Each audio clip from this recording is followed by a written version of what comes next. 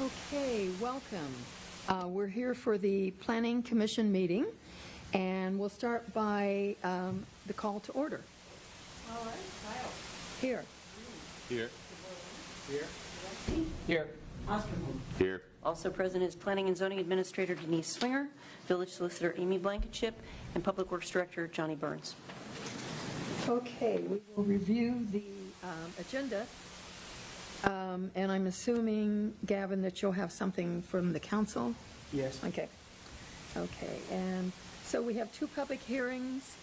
If there's anything anybody wants to comment on before, that comes under citizens' comments, that isn't connected to one of the public hearings. And so we will continue with our review of our minutes of the September 13th meeting. Does anyone have any changes for page 1?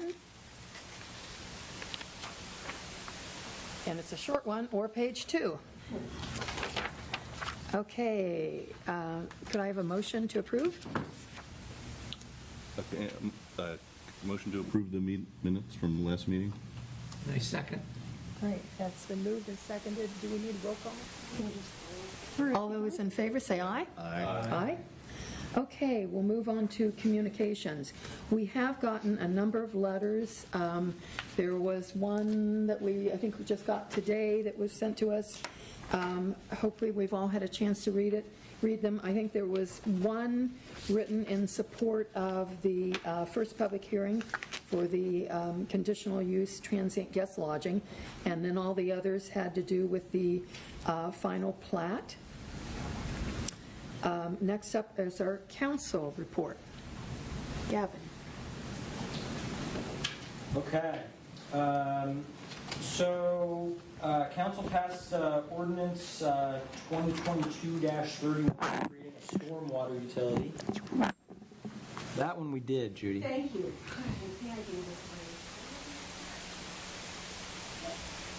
He's right, though. I think we We did did that pass the stormwater. Thank you. Yeah. Thank you. It's the next one. And then it says with concomitant fees, which I don't remember what those words mean, but that's apparently what we did.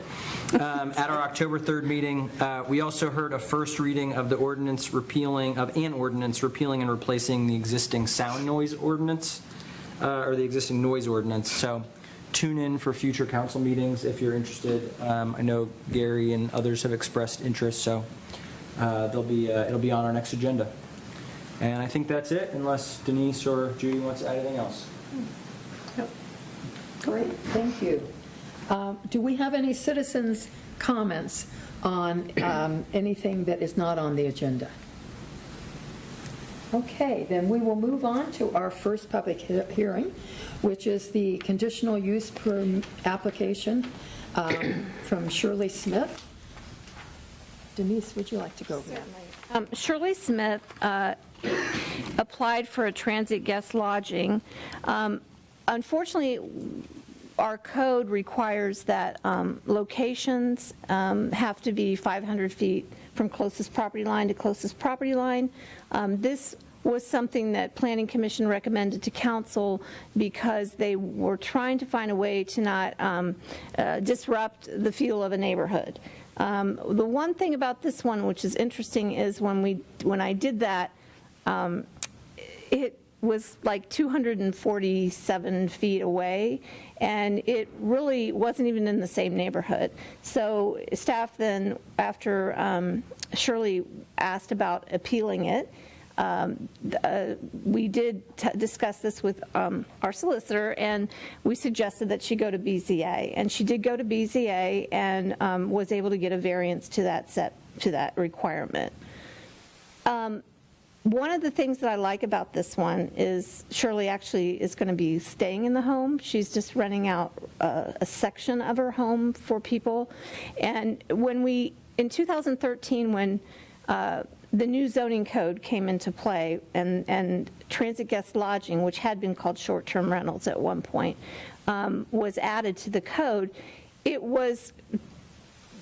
were two reasons for it. One was to have some places where people, because we are a tourist destination, where people could come and have a place to stay that's affordable. There wasn't really anything other than our hotel and one bed and breakfast at that time. And the second one was to allow people to make a little bit of money so that they can afford to stay here because of rising taxes. So Shirley is a great example of why this is important for us to keep our older community members who've been here for a long time and want to stay, who may or may not be on fixed incomes. And I just like this one so a lot, and I think that I think it fits right in with all of the requirements, and she meets everything. And so staff is requesting that Planning Commission approve this application.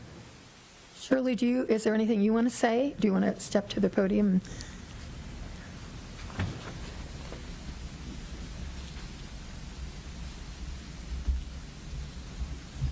Well, Denise pretty much covered everything, the situation as it is. I have been a longtime resident of Yellow Springs. I've been here 51 years, and I've raised 2 sets of children here, and I'd like to stay here. And it is absolutely correct. Everything is going up, and I am on a fixed income, and I get along with my neighbors very well, and I love Yellow Springs. This has been my home ever since I left to go to college, since I was 18 years old. So I consider Yellow Springs my home. Thank you. Thank you. Does anyone have any questions for Shirley or for Denise? Shirley, I liked your letter. Thank you. I did too. Okay, then we will, if there aren't any other comments, we'll open the public hearing.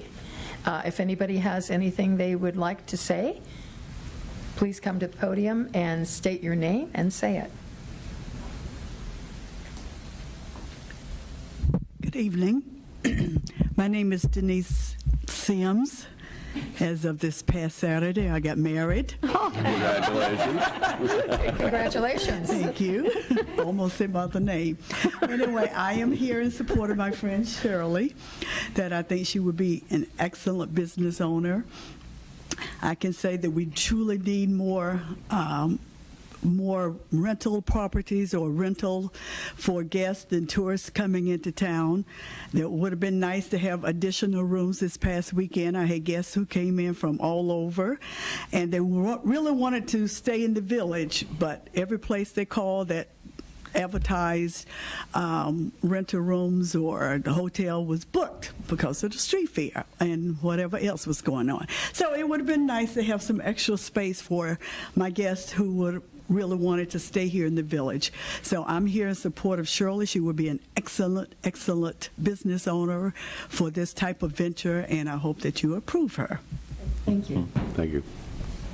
Anybody else? Okay, then we will close the public hearing.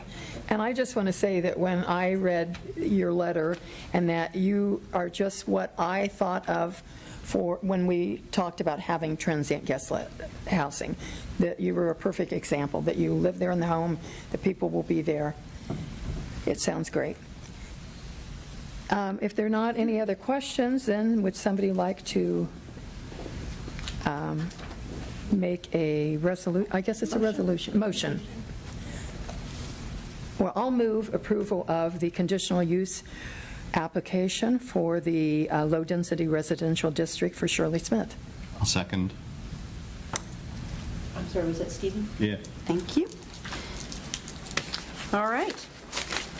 Greene. Yes. DeVore Leonard. Yes? Zaremski. Yes. Osterholm. Yes. Stiles. Yes, Thank you. congratulations. Okay, we're going to move on to our next public hearing, which is the final plat for the RB Moderate Density Residential District.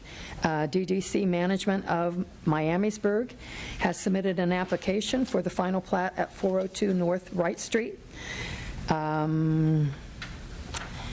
And I'm going to then turn it over, I guess this is the final plat. I'm going to turn it over to Denise to read the report. Okay. As Planning Commission remembers, DDC did come for, we did that virtually at that time, for a preliminary plat review. This plat does not differ in its design layout from the original preliminary plat. It still has 90 lots. It still has the 2 entrances. It has added the buffer zone that Planning Commission requested along the Kenneth Hamilton Way neighborhood, the Stancliffe neighborhood. They did have some modifications to a few of the lots. They ran into an issue with the sanitary sewer and required a lift station, so they had to shrink a few of the lots, but everything still meets the setback requirements for front and rear yard. There is going to be a request for a variation on the side yard. And then it meets all of the lot size requirements. And anyway, so it meets that. And and I just kind of want to give you an overview of this property, because this property, the Kinney family brought this annexation request in 2001 to the village, and at that time there was a requirement for a set aside for open space. They do meet that requirement and above that as well. So there's 2 lots. One is 22 acres. The other is just a partial, like a third of an acre. It comes out to 23.02 acres total. The lots 91, 92, and 93 on that plat are labeled as open space. There's going to be a designated, if you can see, there's like a natural trail that they're planning, and the retention pond is basically for their stormwater management, but they're also going to use that for recreational. So it'll be for fishing. So that's counted into the open space requirement.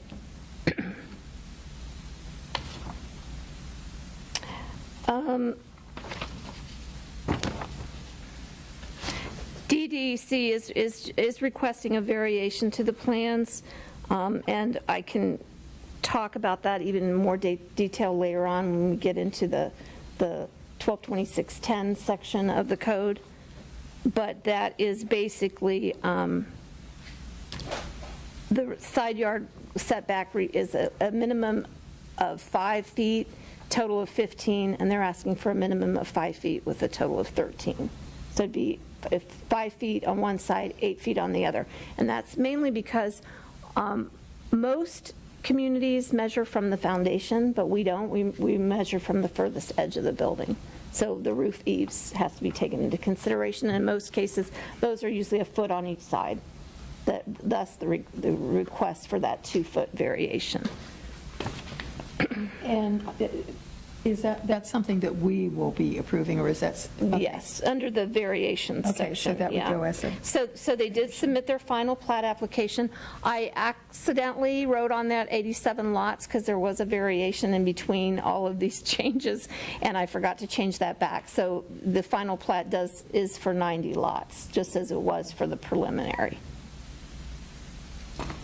All of the contents of the final plat are on there, including the sections that were required for the prelim, and that has to do with some basic things like the name of the subdivision, its location, the owners and the people that were owned properties around it, what was the basis of the surveys, the scale, boundary lines, and that, and everything did comply. I did provide you with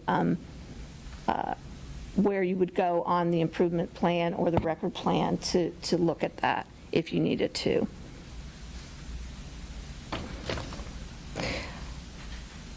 So all of section 122604, which, let's see, which is the submission of an action on the final plats complies. All of the contents of the final plats of the preliminary for 122603, as well as 122605 for the final, all of that from the zoning aspect complies. And then for dedication, for the dedication of the plat, that's listed on the record plan, and it's going to be signed and notarized upon approval. If approve it tonight, Planning Commission does have to sign off on that as well. And so the next section, which is really what we're here for tonight, the preliminary plat and the final plat have not changed much. So what we're really looking down and drilling down on now is the technical part, and that is Matt Hoying from Choice One Engineering is our village staff representative, and he will review all of the design standards of 122606. And does anyone have any questions prior to Matt coming up? Okay, Matt. Good evening. As Denise said, my name is Matt Hoying with Choice One Engineering. We reviewed this on behalf of the village, and really the things that we're looking for are the infrastructure piece of this. Does the roadway design meet the village requirements? Is it going to be a safe and effective roadway for people to travel on? The utilities, the water distribution, the storm sewer collection, the sanitary sewer collection. This plat had a unique feature to it where it has a sanitary lift station, so we also reviewed that. And when we look at things like that, we are reviewing to make sure that not only does it serve this development, but the neighboring properties that are currently undeveloped. Could potential sanitary flow come into that, and does the existing village facilities, the wastewater treatment plant, the existing lift stations in the village, can it handle the flows coming from these 90 lots? So the last thing that we want to recommend is approval of a plat that's going to cause issues to the village in any way, and that might be undersized utilities somewhere downstream, things like that. So we've reviewed all of those aspects of it and found no issues with this plat as it's proposed here, as you're seeing it today with the plan. Roadway design meets all standard requirements. We review a traffic impact study to make sure that when this is all built out and there's 90 single-family residential homes on these lots, that it's not going to cause any issues to any of the streets within the subdivision or any of the neighboring streets. So we review that as well and found that 90 residential homes will not add enough traffic to Kenneth Hamilton Way or right that's going to cause any issues there. And we expand that down to the intersection of Dayton Street, just to kind of give you a scope of what we look at there. Will this be time to have a discussion about the traffic stuff, or wait till some other later point? Okay. So that's a kind of a brief summary, or pretty quick summary of the types of things that we're looking for. I am happy, at some point to answer any specific questions about that. But like I said, our role in this is really to make sure that when this is all done and the village accepts this subdivision, public streets, the sewer, the sanitary, the storm sewer, and the water, all going to be owned and maintained by the village moving forward, that's built to the standard, and that it's not going to cause issues a year, 2 years, 5 years down the road that's going to cost the village time, money, expense that they wouldn't have had without this subdivision. Does anyone have any questions about what he's reviewed, which he talked about? I got one question, just clarification. We've had 2 letters that have been submitted about concern about stormwater on their neighboring properties. Do you feel that the capacity for the storm detention pond will solve those issues? Yes. So that's a very common question when a development comes in. was farm field or some undeveloped ground, and now there's a bunch of streets and homes where the water won't soak into the ground, right? That's part of why the village has stormwater regulations, is to make sure that when something like this happens, there's no impact downstream. So actually, from a stormwater control issue for neighboring properties, one of the best things that can happen is a development, because now there's regulations that control that water.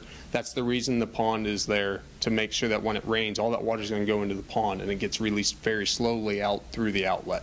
Right now, there's nothing controlling that. We get a 2-inch rain in an hour, almost all of that water rushes off into the neighbors. Right now, after this is built, it goes into the pond and it sits there, and it very slowly goes off into the neighbors. I got 2 questions relative to water. One is the easement that for the connecting to the storm sewer.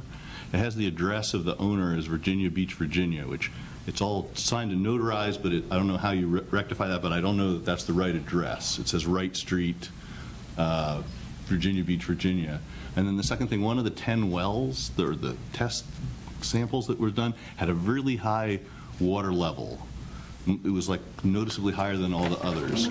And does that need further investigation, or what does that mean when one of them is so different? Yeah. So this is roughly 23 acres. Across a 23-acre site, it's not unusual that you will have, in all of the different soil borings, you'll have different levels of, might be bedrock, different levels of groundwater elevation. Okay. It's always hard to know, I'm more concerned if I see every one of those soil borings come back with high groundwater elevations. I did notice that in the review. It's not something that concerned me. The excavations that are going to be happening on site, again, with the stormwater retention pond being in the low point of the site, any groundwater that comes up during the excavations will come through that stormwater, either through the sewer or through the trenches that the sewer is put in, Right. and will find its way into the pond. Okay, so that 1 point isn't a big concern? No. Okay. Any other questions? Okay, thank you, Matt. So I think Denise, then you're going to present 1226.7, 107.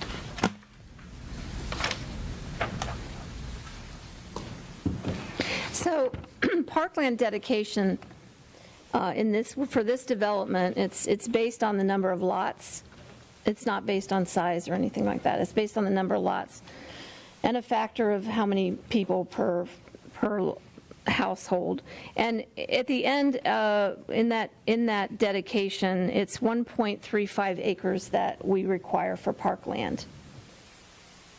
In order to get the 1.35 acres, it was going to extend into the detention area, and staff did not feel comfortable maintaining that. We want to maintain just the park playground area and not have any responsibility for anything related to the detention pond and and the natural trail. So DDC believed that about 0.98 of an acre would keep us within that range.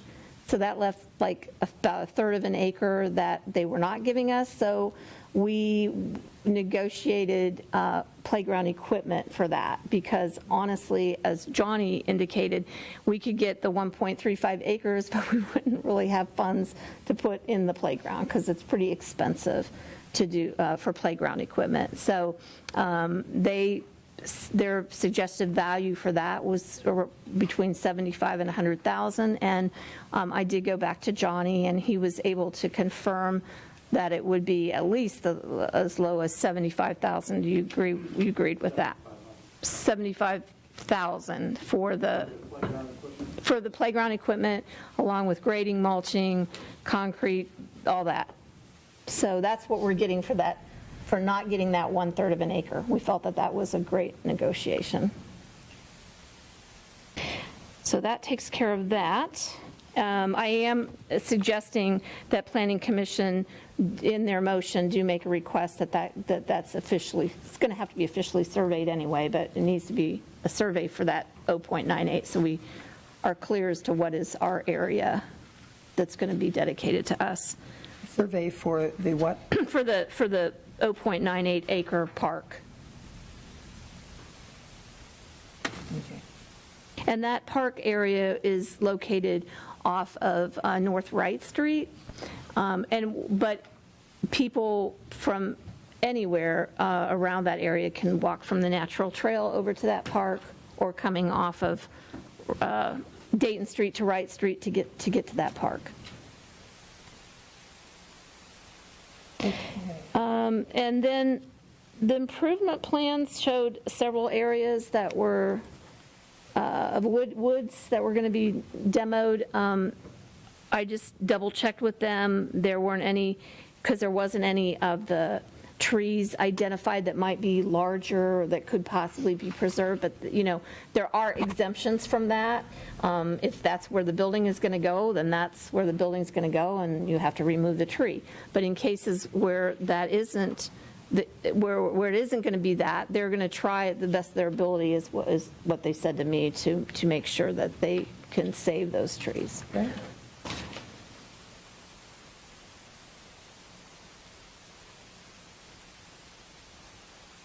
122608 is the construction of the public improvements. Matt, did you have anything more you want to say on that? That's the, pretty much you kind of covered it, relating to the streets, sanitary sewage, storm sewage, water distribution. What part, Greene County is going to play a role in this as well? Really, from the village standpoint, the village owns all... Would you want to go to the podium? Great, thank you. The village owns all the utilities here, with being sanitary, water, storm sewer, and electric for that matter. So our part, as this gets constructed, will be to check in on progress of construction, making sure it's getting built. One of the things that high groundwater level can cause an issue with is, as you're building the street, can you get a good solid sub-base on it? One of the requirements will be, once stone is down, that it gets proof rolled to make sure there's no indentation of the gravel when a loaded dump truck drives over top of it. There's ways to mitigate that and remove that water that's there. All of those kind of things will be the responsibility to make sure that that's done, and again, built to the village standards. So when DDC and their contractor are done with the project and are moved on, the village can accept the subdivision with confidence that it's built the way it's supposed to be built. Any questions? I got another question about this. So in this thing, it talks about, like, there's a plan for where the trees go, and there are plans for like the homeowners association, all this stuff. I mean, well, just for example, like, when do the trees go in? How does DDC, they've got this in their plan for they're going to come back after they've sold it and put in the trees? Or do they come in all at the end? Or they do it as each house is built, they come in and put in a tree?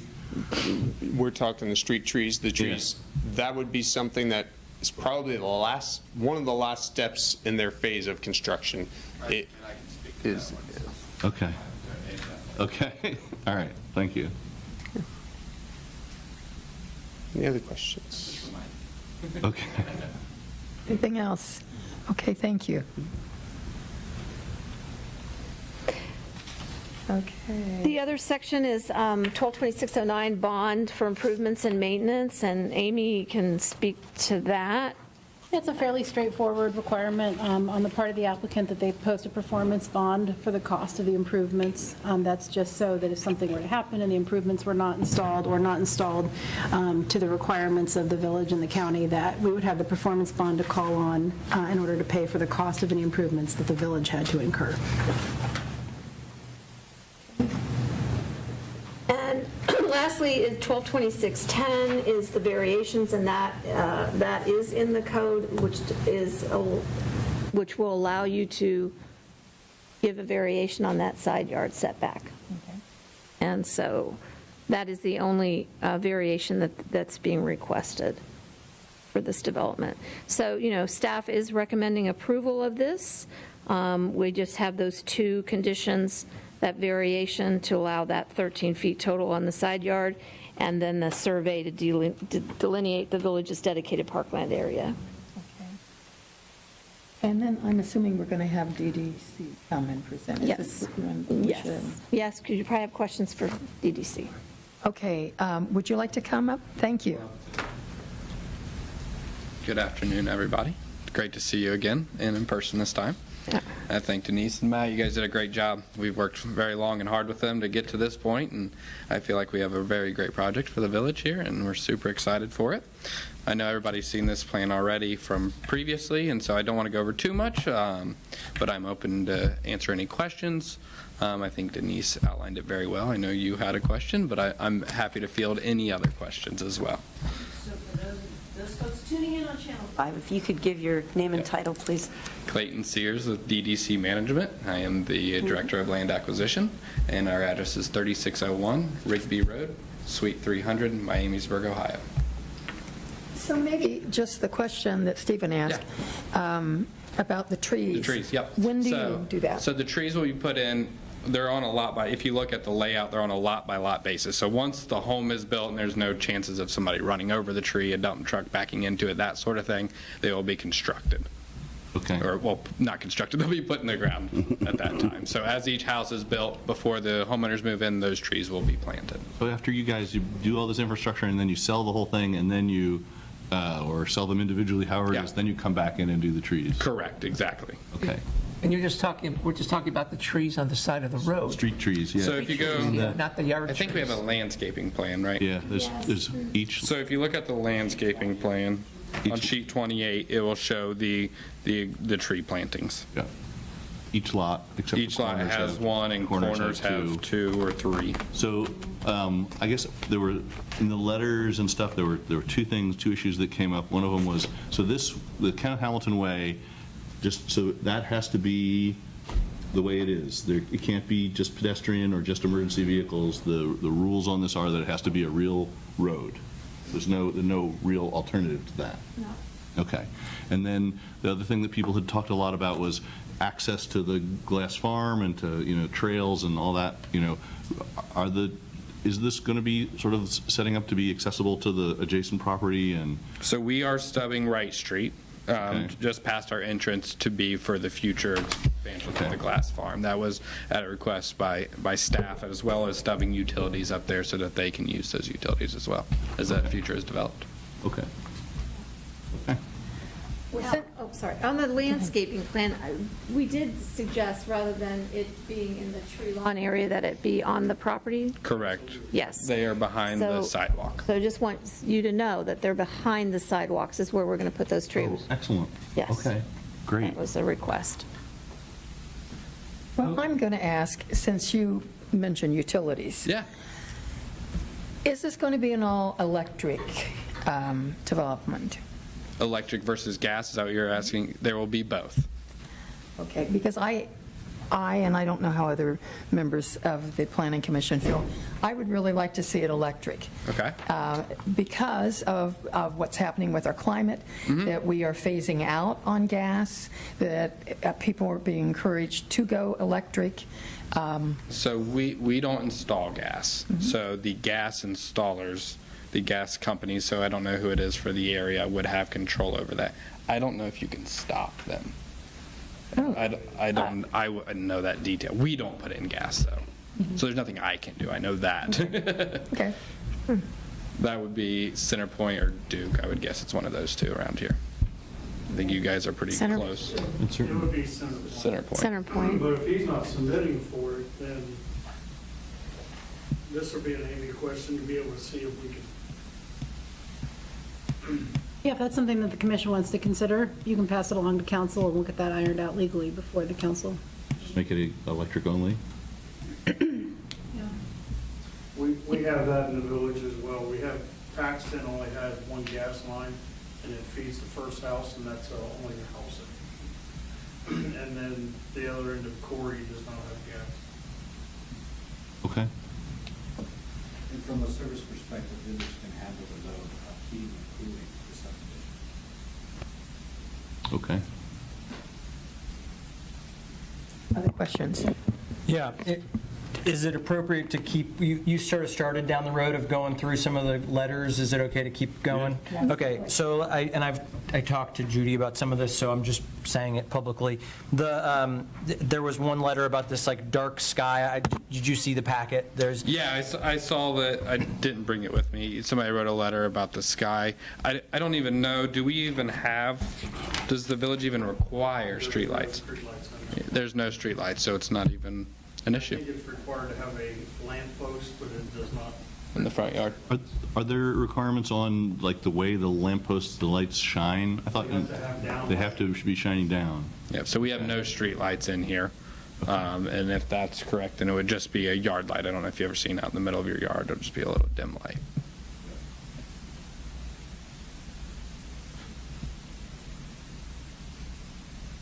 You have another item? I have to open emails. Go for it. Okay, because one of the letters piqued my interest, this whole idea of having, I'll call it a pathway north, into that area. And so I was studying the map a little bit, like you have there. Yeah. Although it's sideways up there.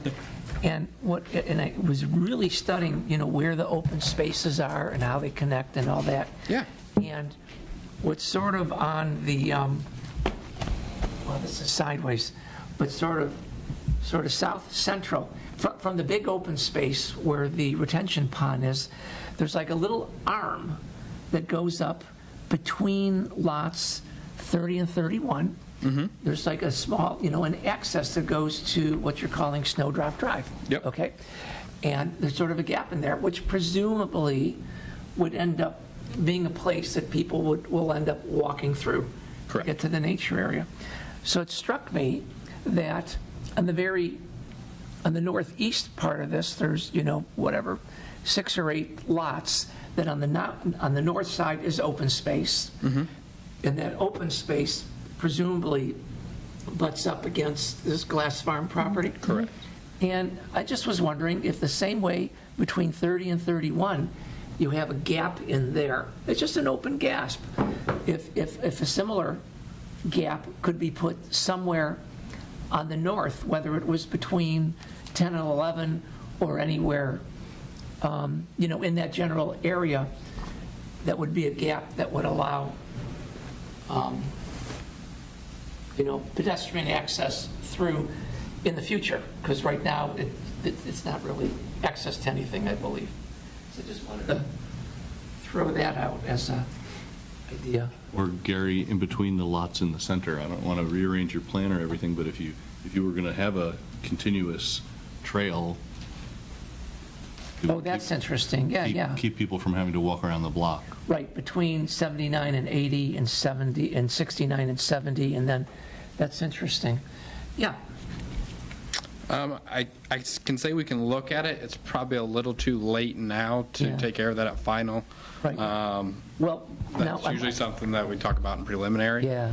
So that we can plan accordingly. Right. Yeah. We can look at it, but Okay. I don't think I can promise it. Right. Well, the one I'm wondering then in particular on the north, when I first talked about sort of like very north central between 10 and 11. Yeah. If I'm reading this all correctly, there's a couple spots in which you already have like a 20-foot easement. Correct. We have easement through all those for utilities, and those could also be, public access as well. So if it's an easement that's wide, it's that wide, it means the houses are that much further apart from one another. Correct. Yep. So that might be a logical spot to have one of these paths, Yeah. Formally added and would not affect your Plat, yep. plan to Yeah. any degree. Definitely, I definitely think we can consider that. And do you know what lot numbers those are? That was 10. Okay. Other questions? Is this when you would ask about the traffic studies? Well, I can answer traffic. I'm probably not going to be able to answer as good as Matt, so I may defer. But I'll take it. I'll field it. Yeah, Go ahead. I didn't have a question about the traffic. I just was asking about the entrance, but, Okay. whether that could be, and I saw the traffic study and, it's, It goes to this already. Yeah, I mean, it looked fine. You didn't need a left turn lane in any of those places. It's still acceptable, so. Yeah, Johnny? I just spoke with the county engineer, and I will tell you that they are required to have 2 entrances. It cannot be an emergency entrance and another entrance. They are required to have 2 at the minimum. Okay. Well, I had a question, and I know you can't answer this, so it's going to be more of a comment. Okay. About the HOA document, and I'm going to refer it to Denise, because when I read it, to me, it was for a older community, not a community that really welcomed children. So I had a lot of issues with various things in it. So what I would like to say is that I think Denise had similar concerns, that we have whatever the HOA document is, that it be okay to approve by staff. And I believe it will be. Okay. There's just, the obvious things are Yeah. colors and, So what you guys have seen thus far is just a boilerplate draft. We take that, and then from comments from staff, whatever they want to add to it, whatever we feel is best for the community, we are happy to talk through those things. Nothing in there is too hard and fast. It's just a boilerplate to get the conversation started, really. And if anybody on planning would like to give Denise any of their thoughts on it, we don't want to go into it all right now, but I think, I think hers were similar to mine, that like Yellow Springs, we love chickens. Yeah. Not that I have chickens, but my neighbors have chickens. So it's like, there may be chickens. We like trampolines for children. Colors of houses. Okay. so between now and the council meeting, staff will get with you and we can just change that document. Yeah, and I don't even think, we won't finalize the HOA until it's all built out, so we have probably a good year until it's even needs to be finalized. Yeah, but I'm just thinking for what's going to go to council, so that since we can modify that somewhat, so that's not in there, it won't raise a red flag. Yeah. And so you are the ones that will have that document? Correct, yes, correct. We will own the HOA until the time we sell out all the lots and there's homeowners in there. We will control the HOA, maintain it, all that, until there's homeowners in place that can then, we will hand over our ownership to. And that document, you will be the one that will have the... Correct, yeah. Okay. And the homeowners could change that if they decide that... Correct. Once they take it over, they will be the body. They can vote and do just like we are today. Modify it. It's the same thing. They can add goats or whatever they want? Yep. Yeah. Okay. Llamas. No llamas, they spit. Okay. So I'm just going through the other letters and just getting other questions. So the idea of a buffer between the proposed development and Kenneth Hamilton Way in order to preserve quiet and peaceful enjoyment. Yep. So I guess just, I think this was covered in some of your earlier remarks, that some of the things that are listed as like being cleared out on the current plan, the plan is to try to not clear them out where possible? Well, no, they went ahead and, at Planning Commission's motion for the prelim, required that buffer, and it's there. Okay, cool. That's this one. Got it. It's I think she's talking about a physical buffer. I think you're talking about the vegetation. Correct. It'll be our intentions to maintain that vegetation as best as possible. Okay. And then, is there, I don't know, I'm sorry if I missed it, is there a plan for what the cost of the housing is? Is there any consideration given to the prospect of affordable housing, of, anything other than sort of pure market rate housing? Yeah, so I mean, we are open to options. We don't have any mechanisms or anything to do something like that. We are happy to explore those mechanisms and look into that, but other than that, it's open market. If somebody has a plan or something they want to pursue it, we're happy to review all offers. Okay. Would you be open to offering some lots at a lower cost or for free for housing? So we can explore those options. You know, we can't offer them at a lower cost, and the investors would lose money, and that wouldn't work. Nobody would put up the money to build something and then not get a return on their investment. So we can't ask them to take a negative value or anything of that nature. But I'm happy to present any. It's their property. It's the investor's property. You know, I'm happy to present any offer anybody has or wants to propose, and I'm happy to present that to the investors, and it's their decision ultimately. And so, this is, I guess, a question. So this is Residence B? Okay, and so that would mean you could put multifamily houses on this? No. No, well, I mean, in residential B, you could put multifamily, but that's not how this is being platted as single family. Yeah. So it would We're too require far a past change that. to that plat, yeah. But if somebody wanted to build a duplex on one of these lots and admit you couldn't do it? No. Even with a whatever, a variance or a... It's platted as single family in the subdivision, so whoever comes in as builder is going to build only single family.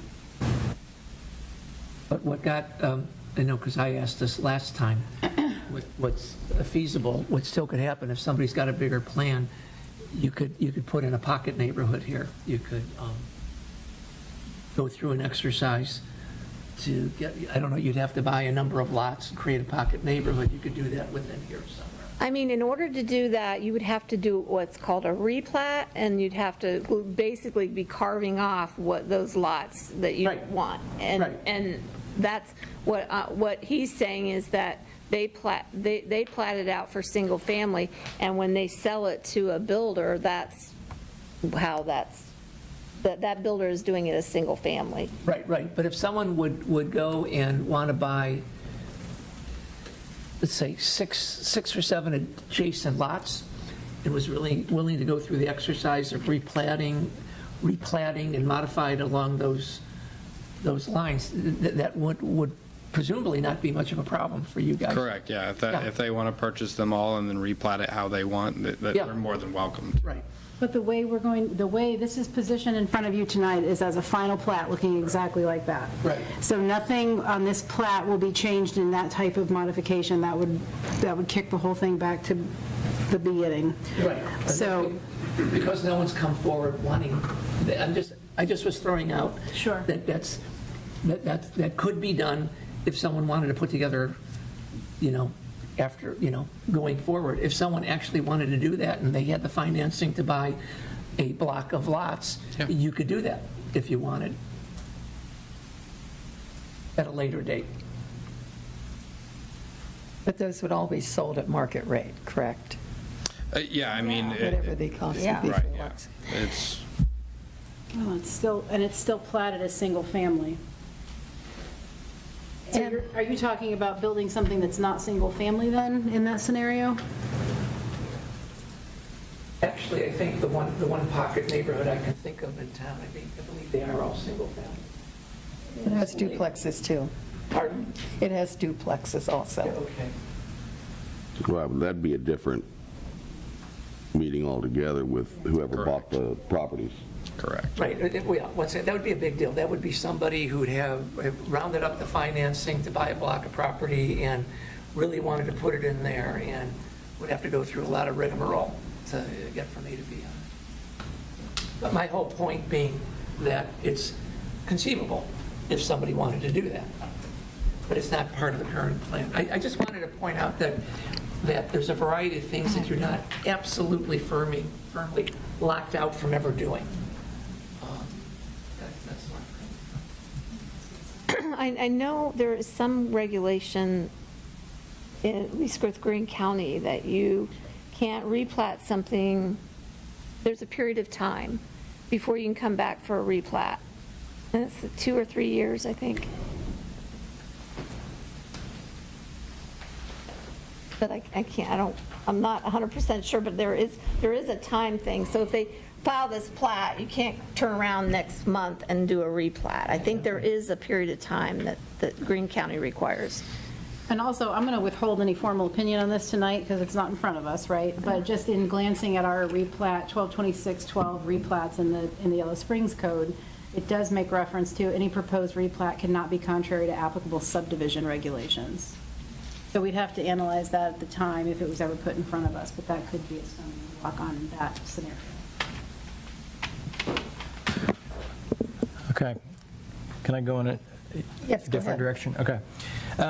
So I understand that the traffic, you've looked at it, you feel like it's going to be okay. There's, a couple letters that are sort of talking about, hey, are there any traffic calming, things that could be done, which is on some level just I'm using this as a way to ask sort of a bigger question about how we handle traffic pacing in the village.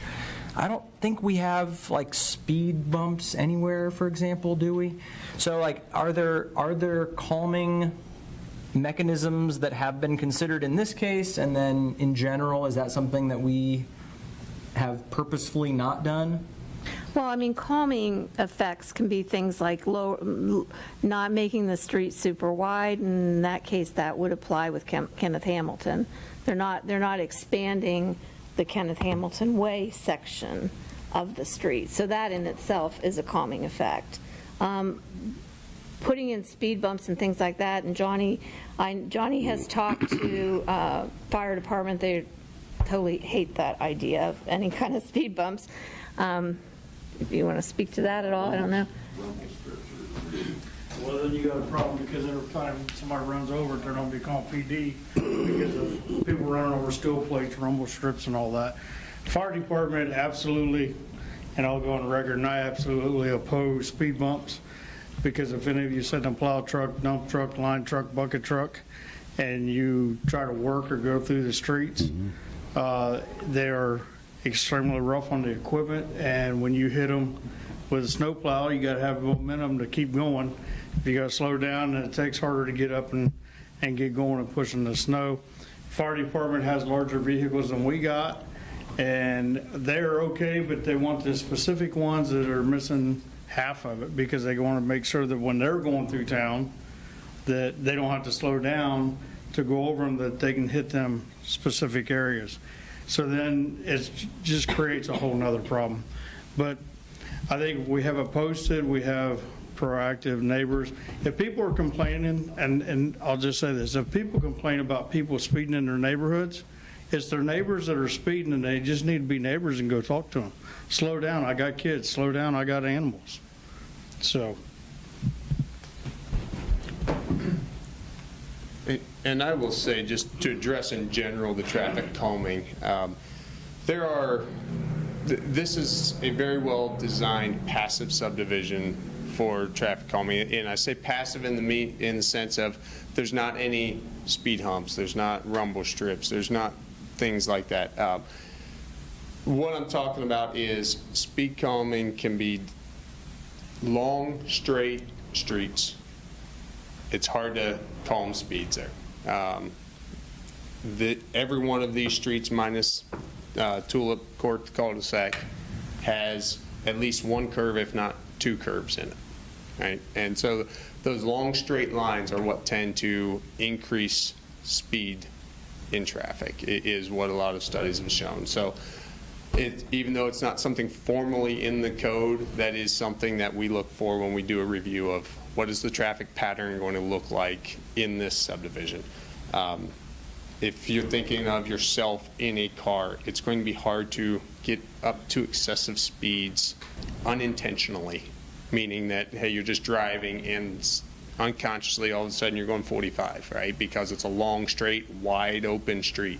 This is 24 feet of pavement, actually 23 feet of pavement on the streets, 27 feet back to back. So it's a relatively narrow street section for two-way traffic, and it has those curves on every one of those streets. So from a traffic calming standpoint, this is actually a very well designed for passive traffic calming. Thank you. Concerning, traffic and all that, this is something I actually took the initiative to look into this too. Actually, it had to do with a previous development, but I bicycle all through town a lot, so I'm very familiar with where you got cars and where you don't. And so it turns out, compared to this plan, this is like really similar to the Fair Acres neighborhood on the north side. Fair Acres has 75 houses. This is planned for 90. Fair Acres has 2 roads going out. It's a somewhat encapsulated neighborhood. It actually even has a stub road on the side. But there's 2 streets coming out from Fair Acres, one of which goes to a relatively busy road. Not quite as busy as Dayton, but nonetheless busy. And I've lived outside of that neighborhood for 35 years and have bicycled through it hundreds and hundreds of times, and I have yet to ever get to the exit to the neighborhood and there ever being a car in front of me. Now, that's anecdotal. I've talked to some people who live in that neighborhood, and there's just not much traffic. So that's all anecdotal. But the point being is we have a similar neighborhood in town already. It would be really, really easy, I don't know what you call them, to put down, a car counter, the rubber thing across the road with the box, and it would be really easy to do an actual traffic summary or survey based on an existing neighborhood and not the, projections and all. And the other point I would make is in Fair Acres, I believe both those roads, they empty into roads that are, I believe, 25 miles an hour. Another consideration here is Dayton Street at that point is 35 miles an hour. All of a quarter mile to the east, it drops down to 25 because the neighborhood gets a little busier. It would not be a monumental effort to, in fact, since I've lived here, there have been other pieces on that roadway that have been modified in terms of speed limit. You could modify the speed limit, to beyond where this area is and slow down the traffic on Dayton Street in terms of the ease of cars going in and out. Just mentioning, there's other ways to look at this and manage it all. So. Thank you. Scott, do you have anything? Just listening. Okay. Anything else that we need to have explained or that you want to talk about at this point? I am good as long as you guys are good. Okay. I'm here for you. Go ahead. Are we ready for the public hearing then? Sure. Thank you very much. So wait, can I just follow up? Sorry. So do you have a number on what the projected cost of the homes will be? I don't. All I know is our engineer's estimate for the improvements at this Got point. it. Okay, We're thank not you. home builders, so I understand. even know. And I guess I'm not sure if this is, if I can even ask this. I'll ask it and you can say you can't answer it. Do you know if you're going to be selling lots one at a time? Or keep part of them to sell, or if you're going to sell them all to? It would be entirely open to whatever offers we get. Like I said, any offers that somebody wants to present or anything, just as if you sold your house.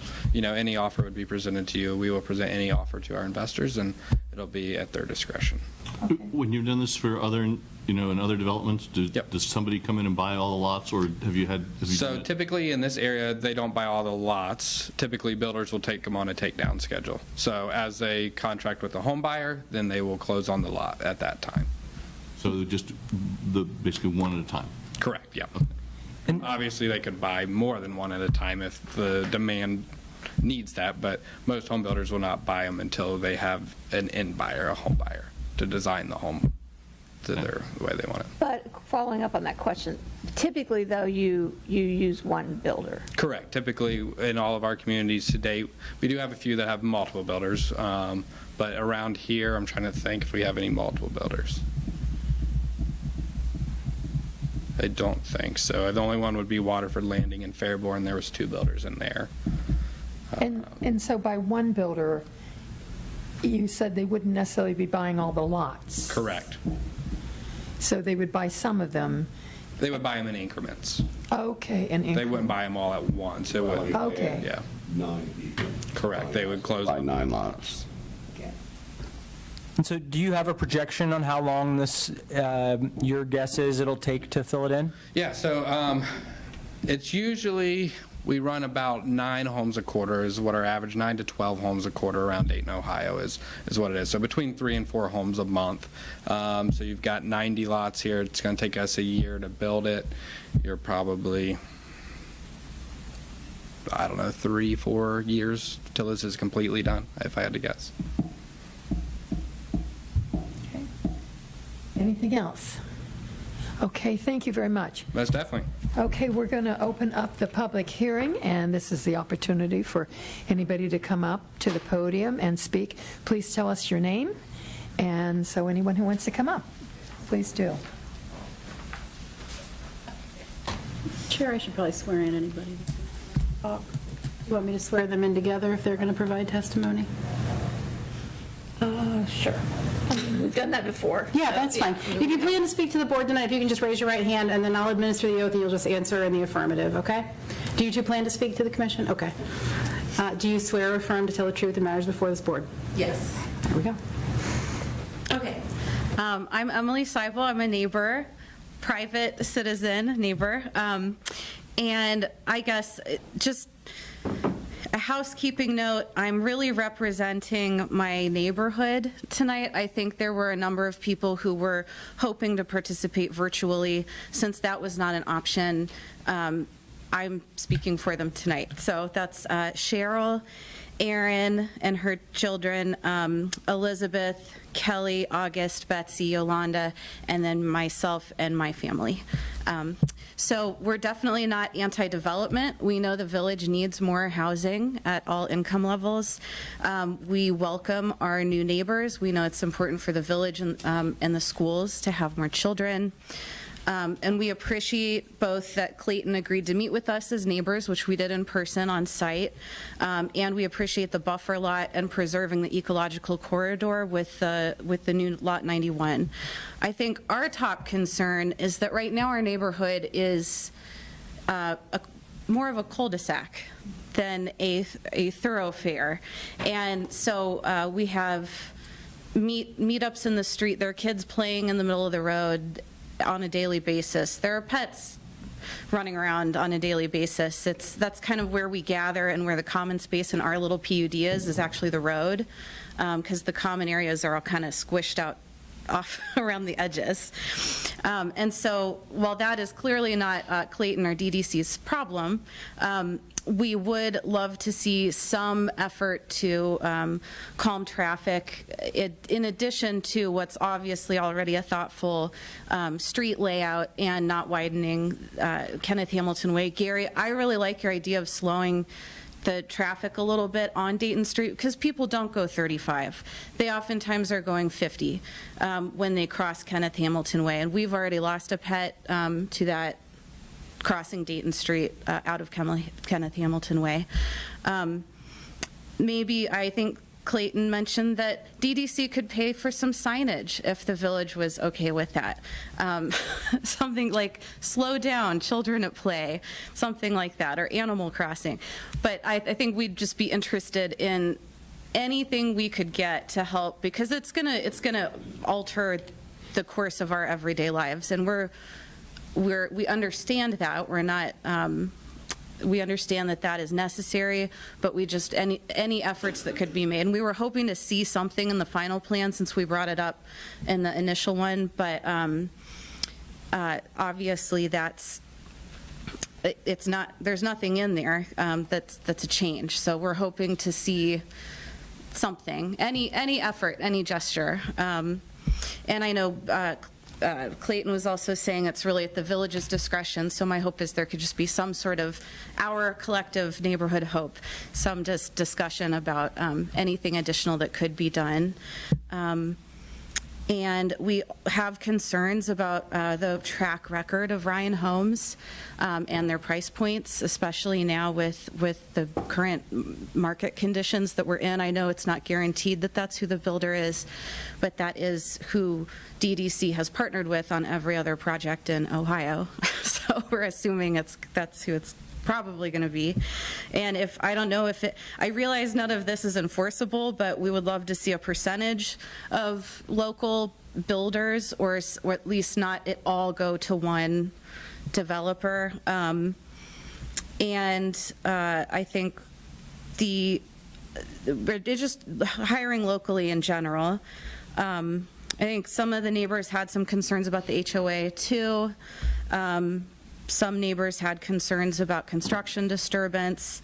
And then the last piece is affordability. I know there's no mandate or requirement, but we would love to see even a small number of lots dedicated to housing that is more affordable, because I just don't think it's realistic to assume that these will be affordable to people of low to moderate income, or even probably middle income. So, thank you. Before you go, I'm going to ask you about the signage. Where are you wanting it? On Hamilton Way, on Dayton Street? I think it would be, I think, yeah, probably both. Yeah. Okay. What sort of signage? I think what we were thinking is it would be close to where the ecological corridor is, some kind of animal crossing sign, so people knew that deer will be running back and forth on the little highway that Lot 91 represents, animal highway, I should say. And then I think maybe slow down children playing, or some sort of speed limit sign on, because right now there's no speed limit because it's such a short street, but now it's going to connect to a longer one. Children at play. Children at play. Children at play seems like the logical one that you might put a few, but you can find it in the catalog. Oh, and I forgot the last thing, I'm sorry, is we would love to see some more accommodations for bicycles, traffic. And I have no idea, this is not my area of expertise by any means, but it is yours, I know. And I know there's an active transportation plan, and anything that we can do to encourage bicycle traffic and accommodate for safe bicycle traffic within the development and at the entrances, we would really support. So, Emily, I had a question for you. This question about how the street changes, did that ever come up when in the Stancliffe neighborhood, when people were building the houses there, that could be a throughway? I think it was, it's a stubbed out street, which means it can always be a throughway. But no, I think some of the neighbors were told when they purchased their homes that it would never be developed back there. Some purchased after it was already listed for sale, so I think there's a mix of personal perspectives. All right, I think the whole issue of like how things change is very troubling, because in town, every place we've lived, things have changed, in very sometimes ways we didn't expect. Sure. So. Yeah. Okay, thank you. Thank you. Thank you. Okay, anyone else like to speak? Is it okay to make questions related to this, or not for Emily, but well, just on the 25-mile-an-hour thing, like who decides that? Like I saw a lot of nods when Gary brought that up, and Sway and Johnny. Okay. Well, I don't know. For whatever it's worth, that sounds like a good idea to me. Unless somebody thinks there's not a good idea, and the idea of doing signage seems like a good idea to me. I think they're making a reasonable request of if there are things that could be done. So is this signage, maybe first, We could just close the public hearing, because you are now discussing potential conditions, and we'll just. if there aren't any other people that want to speak, then we'll close the public hearing. So talking about the signage, is that then a condition that we can have?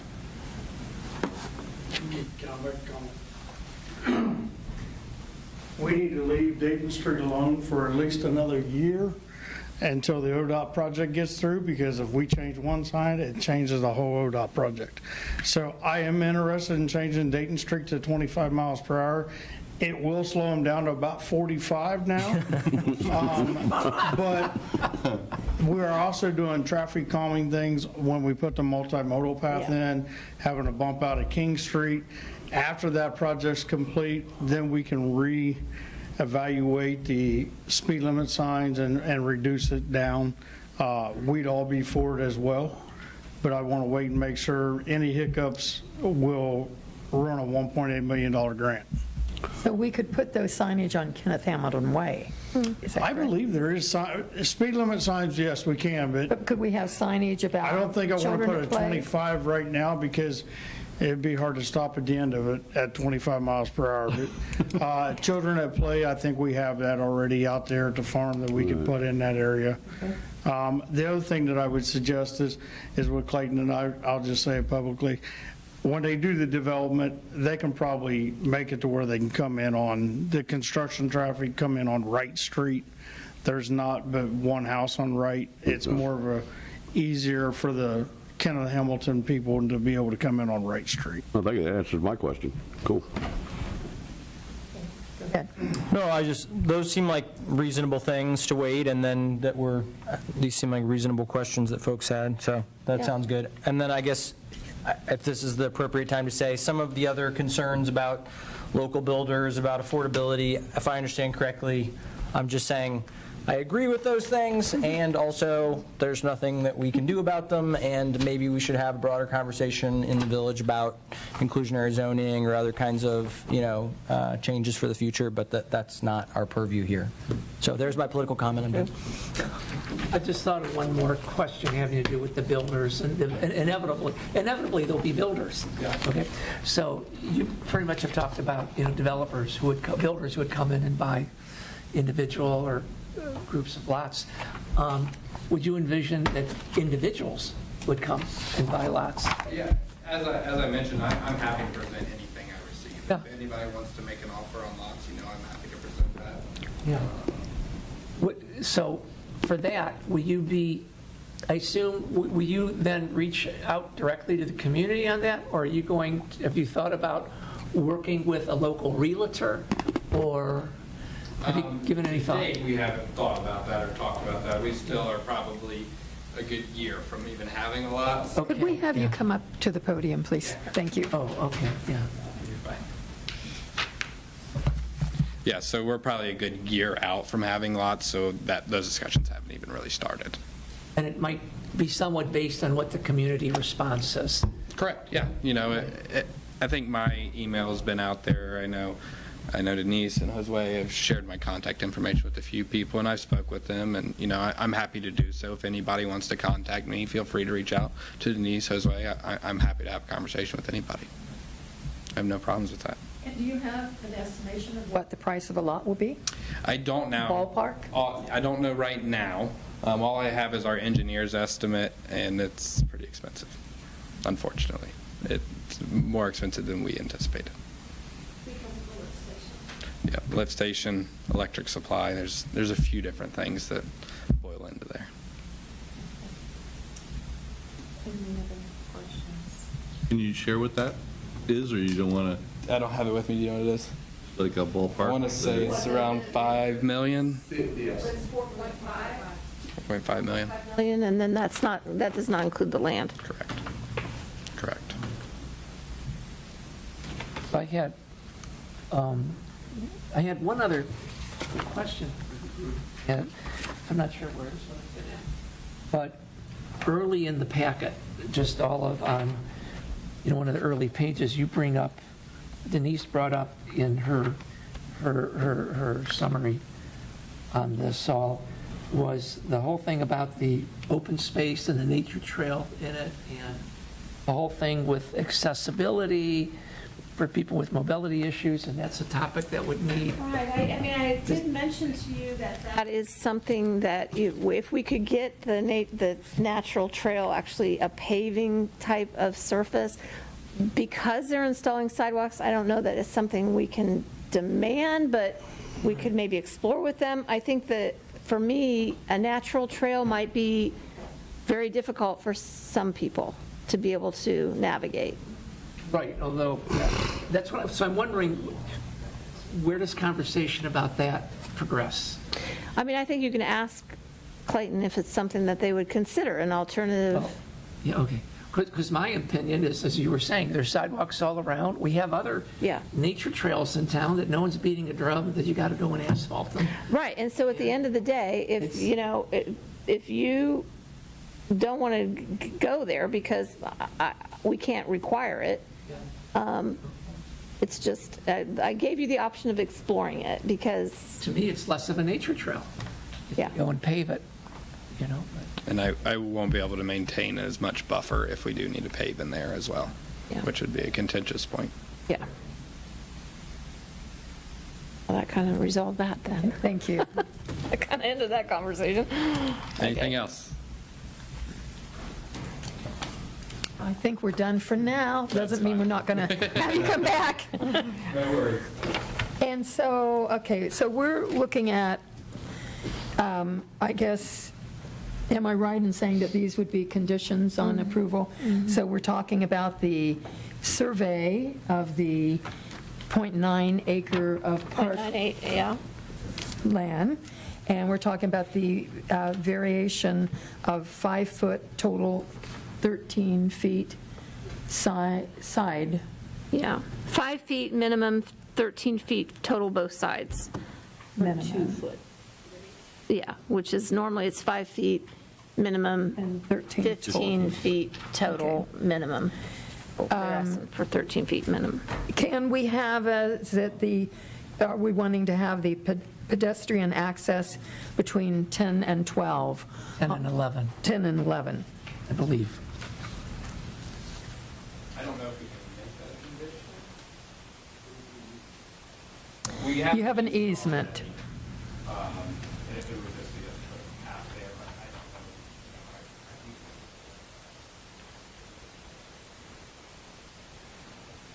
It's not required. Okay. But I'm telling you that we will explore. So are you, it's something that you're concerned you're not able to satisfy, is what you're saying? Yeah, I don't know what it looks like. Sure, sure. Is it something you think you'd be able to speak to in council, in front of council? Yeah, I think I can look into it. All right. Like, I was just asking, I don't know if it's conditional. Well, you can do a couple of things here. You can send it on to council with that as a condition, with the understanding that DDC isn't sure they can accomplish it. Your flexibility, your ability to put conditions on this is fairly limited.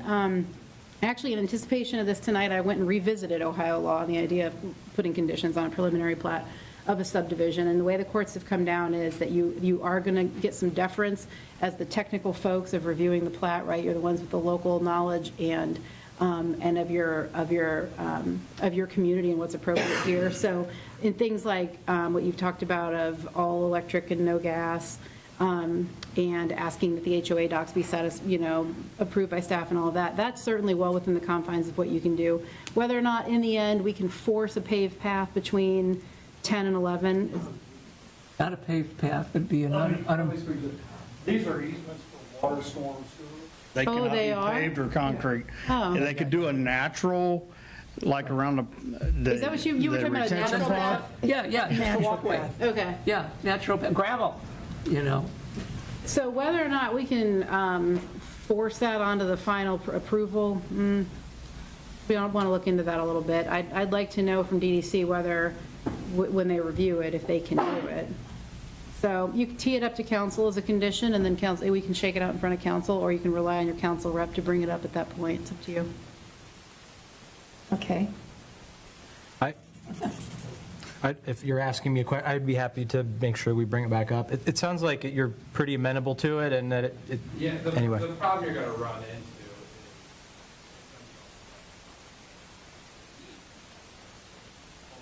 is maintain this. So you're just putting the burden on this homeowner. You know, I think you have access from down Wright Street to that property. There's an entire 50-foot right-of-way all the way down. You know, I think there is better means to access the north property than between the two lots, but that's just my opinion. But again, I'm happy to explore any options. We can look at putting a natural trail between the two homes. I just don't know if it's a great idea. Let me say one more thing. By us putting an access trail there, you're also limiting anything further on the glass farm, because you're already starting off with a trail. So Wright Street is to go down there further. These are easements for water lines, sewer lines, storm lines. And if you put a walking trail there, now all of a sudden whatever's going to be developed in Glass Farm later down the road, you got to start off with a walking trail, because nobody's going to want to give up that walking trail. So I would say just let the property owners do it. Let everybody else go down Wright Street or go down King Street and let them enter the glass farm that way. Because really, if you enter the glass farm there, you're going into the solar field is where you're going. And it's got a fence. You can't get there. I have a question. Is the side yard, is the setback there on those lots bigger? In between 10 and 11, wherever those utility, maybe not. Depends on how wide those easements are. So that's a consideration too. You know, you're already looking at a variation on your side yard setback. So I know we're good there.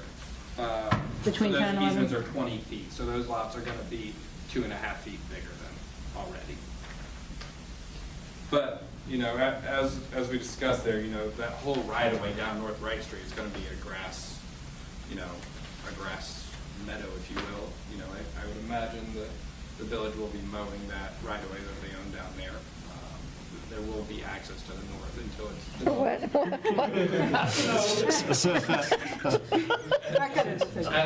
it gets developed in the future, you know, you'll have to pay for that back there.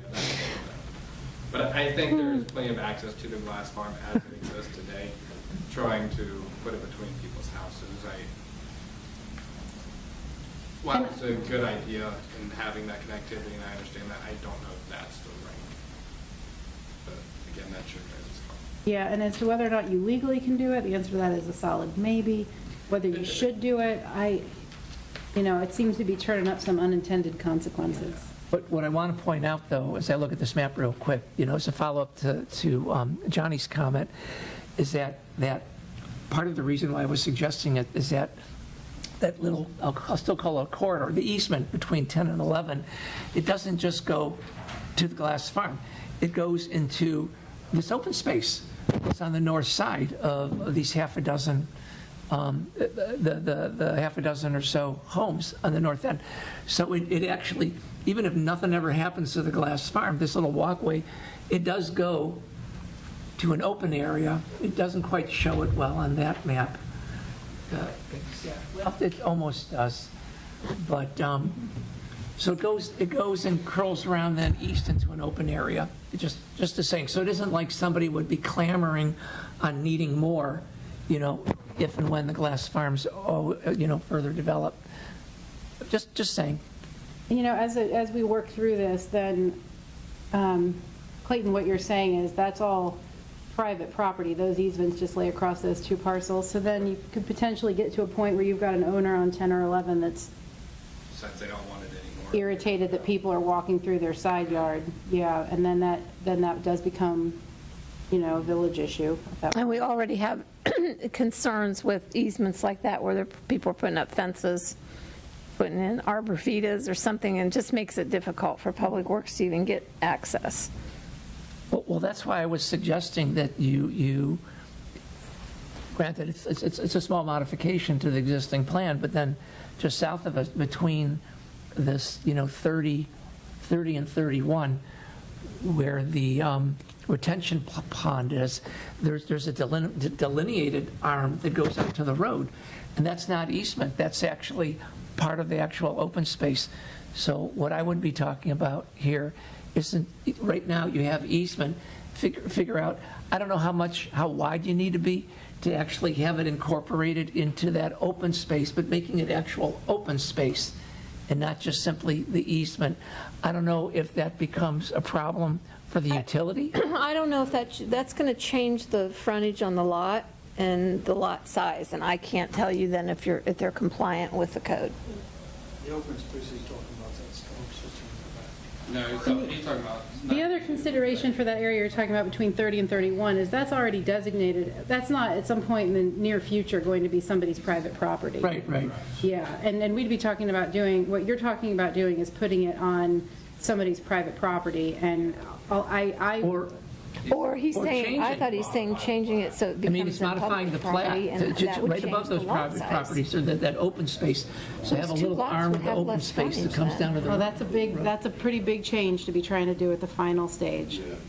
Okay. Yeah, because everything is engineered, and so that'd be changing, like you say, be changing the lot frontage and. The lot Yeah. size, because then that would The be, lot size. then you're carving off that easement, that 20-foot easement, 10 feet, each property owner is losing 10 feet of frontage, and I don't know then if they're compliant then with the code. I'd have to, it's a kind of a big thing. That's probably too big of a change at this point to be putting in at a final plat stage. Okay. Do we know what we want to do at this point? We have, I think, 3 things that we may have in our motion as conditions, and that they will be, a couple of them, I guess, the variation and the survey, there's not an issue. But, so we're going to leave off the pedestrian access. And if you want to simplify it, it's already surveyed. You already have displayed your last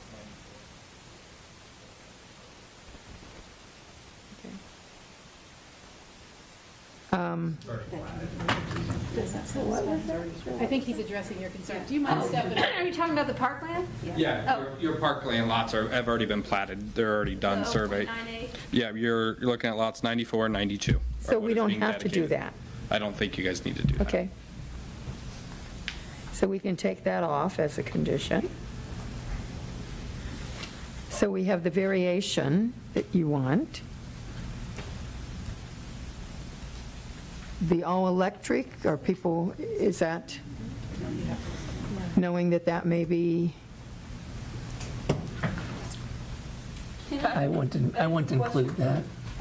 Amy, on this one, can they, in there are conditions that are specified, but then can they, in their recommendation to council, because they make a recommendation to council, can they recommend that council request an all-electric development if feasible? Because you should know by then, so that they're not making it a condition, but it's a recommendation to a council. recommendation to council. Well, It's the way just- the code reads is the planning commission can recommend approval, denial, or approval with conditions. So I think it's going to be an approval with a condition. Okay. For council to handle as they see fit, once we have So- more information. So just to weigh in on that, just real quick, on the path thing, I'll just so you know, I feel like I understand where you're coming from. I think I like the idea of more connectivity. I also appreciate, and so I'm just so you know, feel like you're alone. I understand what you're saying, and I'm inclined to think that if it's going to be a problem, that it's okay this time, especially given what it's going into and whatever. So anyway, just so you know. It's too late in the process to consider it. Yeah.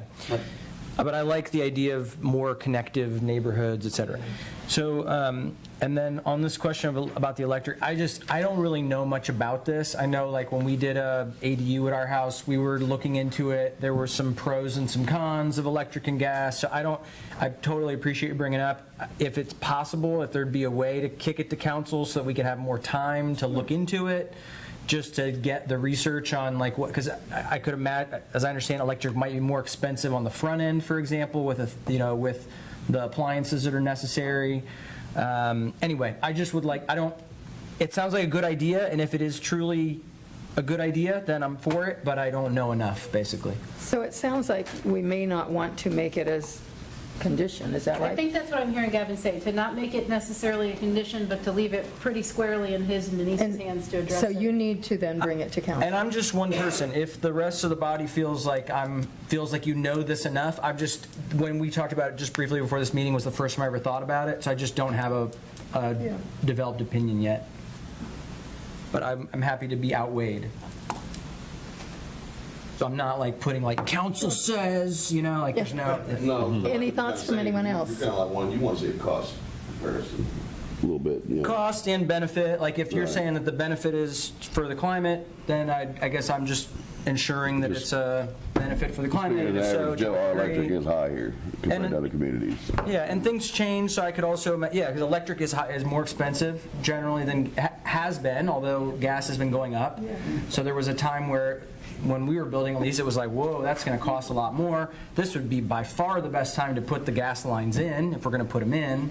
So anyway, I would just want somebody to analyze that and have an opinion before I would feel comfortable voting on it. It would be both. You would have electric and gas. The only thing that I believe you're speaking to is not allowing gas. So every property owner would have their choice. If they wanted to do all electric, they most definitely can. If they want to do all gas, they most definitely could. If they want to do geothermal, they could. You know, I always stray away from anything that constricts somebody else from doing what they want to do with their property. So I'm saying in all of our communities, we have electric and gas, whether that property owner wants to put an electric furnace or they want to put in a gas furnace, whether they want to put solar panel, you know, that's their choice. I'm not saying we are only putting in gas here. And wouldn't saying that it was, you can only have electric and no gas, isn't that, I'm just imagining that that's going to make it like, make the lots less, less marketable. If you say, oh, you have to have electric. Yeah, anytime you put a constriction on somebody, it's going to make it, you know, everybody always goes away from constricting, you know, it's just a natural thing. My preference would be to just put them both and allow both utilities to go in and let people choose, you know. It's up to them whether they connect to the gas line or not. Right, but it's not unreasonable for us to make considerations on behalf of the planet to I think it would be good for override an people individual's to look into decision. it. So I understand where you're coming from, is I guess my point. I would like to point out, though, that we're certainly in a period that utility prices have become very volatile. And for that matter, a great deal of electricity generation is from gas-burning plants, you know, so you're still using gas. The other thing... Or solar. Pardon? Or solar. Well, not many large scale. That's sort of still in the dream phase. But the other thing is I know a number of people in town who, like many other places, your electricity goes out now and then. You know, a tree falls down or this or that, or a squirrel, you know, zaps a transformer. And I know a number of people who their backup is, you know, natural gas generators, you know, hooked up to the gas line, and always viewed that's really valuable. We had a period, I forgot how many years ago, the electric was out for about 5 days, and natural gas was the only way you were able to continue powering. So I just want to point out, it's not just I don't view it as simple to just say, oh, you can't do this. So. Okay. Would there be somebody who wants to make a motion? I'll make a motion. We're talking about approving the plan with this the one deviation, the 5 foot. Sorry to be nitpicky, but you're making a motion to recommend approval. Recommend approval with the one condition, variation. One variation, 5 foot setbacks and a 13-foot total On the sides. As well as the survey, isn't that? No, we don't need to. Survey has been done, is what he told us. Oh, okay. Okay, I'll second the motion.